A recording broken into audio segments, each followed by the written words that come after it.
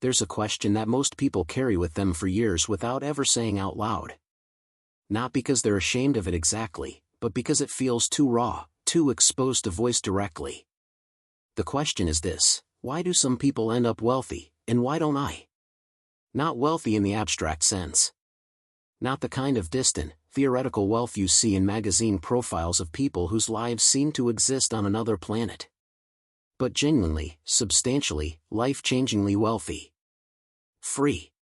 Free from financial anxiety, from the constant calculation of whether you can afford things, from the experience of working hard year after year and still feeling like you're running in place.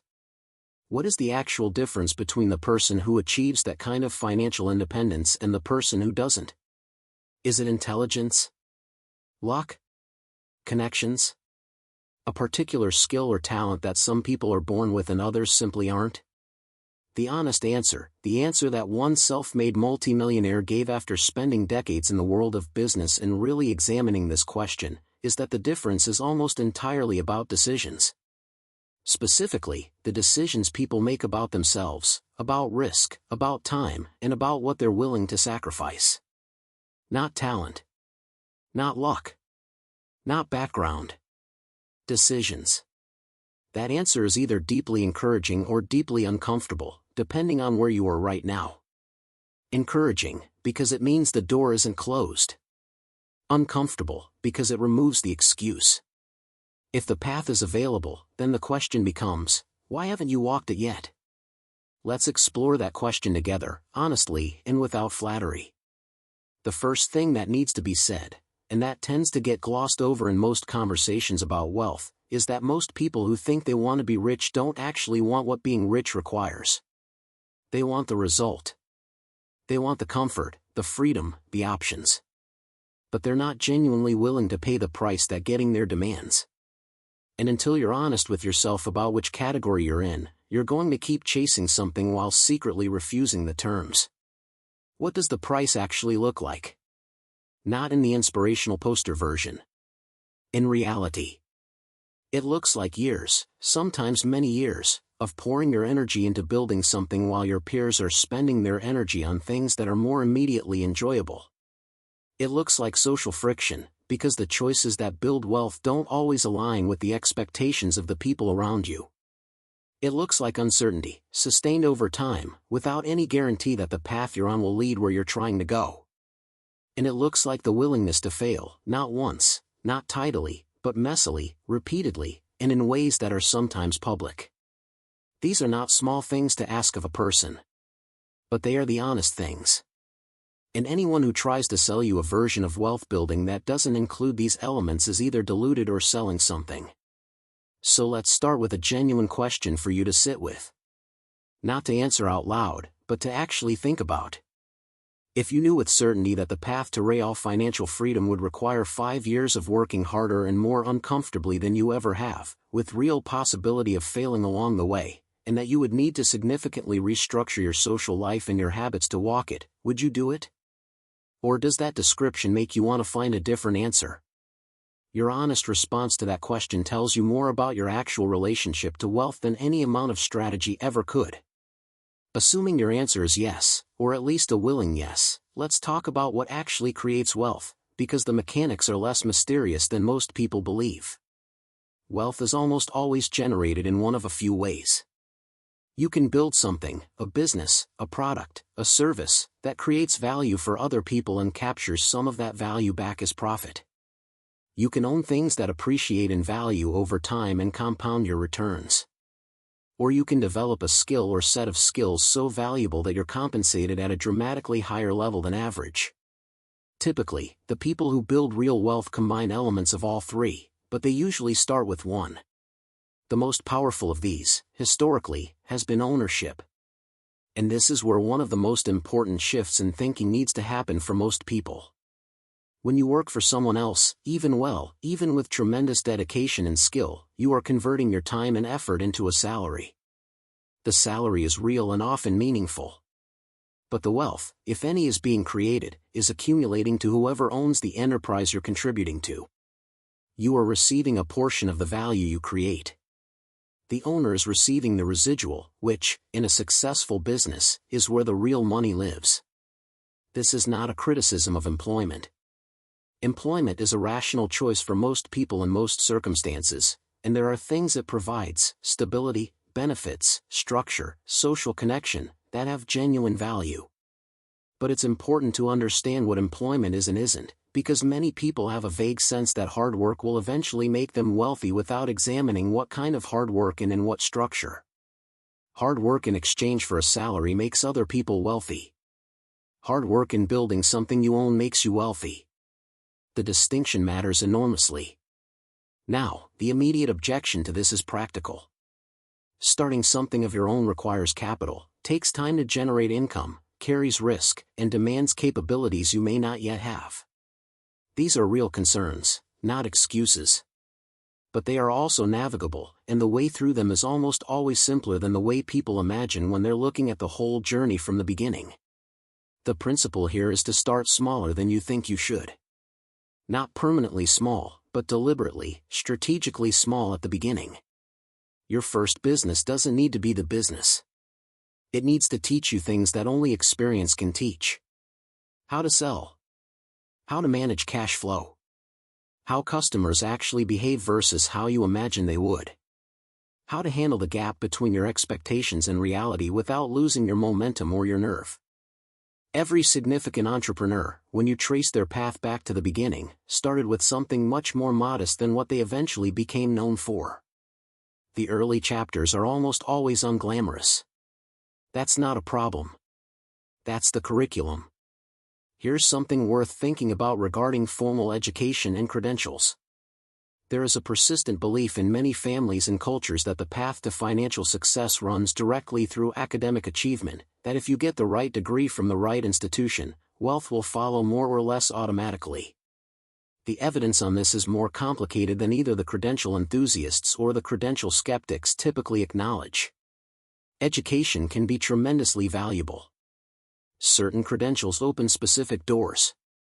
Some fields absolutely require formal training. But the correlation between academic achievement and financial achievement, while positive, is far weaker than is commonly assumed, and the causation is much less clear. What tends to matter far more than credentials is the thing that credentials sometimes develop but don't always: the ability to think clearly, to learn quickly, to solve problems that haven't been solved before, and to execute under uncertainty. These capabilities can be developed through formal education. They can also be developed through deliberate self-education, through apprenticeship, through founding and running things, through failure and recovery.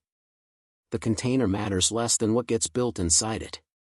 Let's talk about fear, because it is, in the experience of almost everyone who has seriously pursued wealth, the primary barrier. Not lack of capital. Not lack of opportunity. Not lack of skill. Fear. Fear of failure is the most obvious version, and it's real. The prospect of trying something, investing yourself in it, and having it not work, and having people around you witness that, is genuinely uncomfortable. But there's a quieter, more insidious version of this fear that doesn't get discussed as often. It's the fear of success itself. The fear of what changes, what's expected, what you might lose, if things actually go well. Both versions conspire to keep people in the familiar, the safe, the not quite right but at least predictable.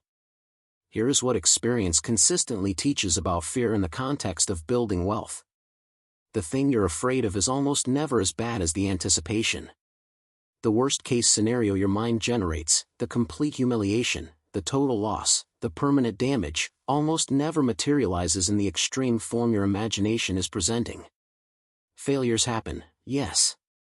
But they are survivable, instructive, and often the source of the most important learning in a person's development. What is not survivable, in a certain sense, is the accumulation of years spent not trying. That cost is real and it compounds, just not in the direction you want. Every year of not starting is a year of not learning, not building, not developing the judgment that only comes from doing. At some point, the weight of unlived possibilities becomes its own kind of burden.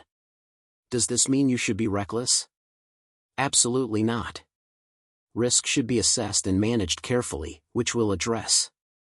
But the goal is not to eliminate risk. The goal is to make informed, measured bets where the upside justifies the downside, and then to actually make them, rather than analyzing them indefinitely. Speaking of risk management, here is something that separates people who build lasting wealth from people who experience brief periods of prosperity before losing it. They are fanatically focused on the downside. Not in a fearful way, in a disciplined, analytical way. Before pursuing any significant opportunity, they ask, what is the worst realistic outcome here, and can I absorb it without being permanently damaged? If the answer is yes, they proceed. If the answer is no, they restructure until it is. This approach to risk is not cautious. It's intelligent. It allows you to take more bets over time because you're not betting in a way that could end your ability to play the game. The people who lose everything in a single venture almost always violated this principle. They committed more than they could afford to lose to an outcome that wasn't certain. This is not boldness. It's poor risk management dressed up as boldness. Let's talk about money itself, specifically about the relationship with money that wealthy people tend to have compared to those who aren't. Most people experience money primarily as something to be spent. They earn it and then, gradually or quickly, it goes toward things, necessities, comforts, pleasures, experiences. There's nothing wrong with spending money on things that genuinely improve your life or bring you joy. But there's an important conceptual distinction between spending money and investing it, and most people spend far more than they invest. Money that is invested, put to work in ways that produce returns, whether through business equity, financial instruments, real estate, or other vehicles, generates more money without requiring more of your time. This is the core mechanism of wealth accumulation. You build a pool of capital that works independently of your direct labor, and over time that pool grows. The pool eventually grows large enough that its returns exceed your expenses, at which point you have achieved something meaningful. Your financial situation is no longer dependent on your continued labor. Getting to that point requires earning more than you spend and deploying the difference intelligently. It sounds almost absurdly simple stated that way. But the execution requires discipline that most people, if they're honest, don't consistently apply. Part of the challenge is that consumption is highly visible and socially rewarded, while wealth building is invisible and socially unremarkable. You don't get compliments for having money in an investment account. You get compliments for the car, the vacation, the dinner. The social feedback loops push towards spending and away from investing. Resisting those loops consistently over years requires a clarity about what you're actually trying to build that most people don't maintain. There's something important to address here about the role of other people in your financial journey, both the people who might help and the people who might hinder. Virtually every person who has built a significant business or financial position has done so with the help of others. Not because no one accomplishes anything alone, but because the scale of what becomes possible when capable, motivated people combine their efforts dwarfs what any individual can build in isolation. Finding, attracting, and keeping the right people is one of the highest leverage activities in any serious wealth-building effort. But here's the part that requires clear-eyed honesty. The people in your current life may or may not support the path you're trying to walk. Some of them will be genuinely enthusiastic. Others will be skeptical, dismissive, or subtly discouraging, not always out of malice, but often out of their own discomfort with the contrast your ambition creates with their choices. The predictable social pressure to be reasonable, to be realistic, to not risk too much, to stay where you are, this pressure is real and it is relentless. You will need to develop the ability to genuinely hear the legitimate concerns while firmly disregarding the noise. This is harder than it sounds. Because the voices of people we love or respect carry weight, and distinguishing between a concern that deserves consideration and a concern that simply reflects someone else's comfort with your staying put requires practice. Let's talk about one quality that every successful wealth builder describes as essential, but that almost no one discusses honestly in the context of money. It's decisiveness, the ability to gather sufficient information, make a call, and move forward without waiting for certainty that will never arrive. The financial world, like all complex domains, is characterized by irreducible uncertainty. You cannot know in advance which investment will perform, which business idea will find its market, which opportunity is the one to pursue. Waiting for certainty is not a strategy. It is the absence of a strategy. And it consistently produces the same outcome. The person who waits finally acts when the moment has passed, or doesn't act at all. The alternative is not careless impulsiveness. It's developing the judgment to make good enough decisions quickly, to learn from those decisions rapidly, and to adjust course when the evidence suggests you should. This is a skill that can be developed, but only through practice, through actually making decisions and experiencing the feedback. The person who never acts never develops judgment. The person who acts, learns, and adjusts builds judgment that compounds over time. Now here is something that doesn't get said often enough in wealth-oriented conversations, and it's important enough that it deserves to be said clearly. Money is not the goal. It is a means. This might sound like the kind of thing someone says at the end of a career, looking back with philosophical perspective.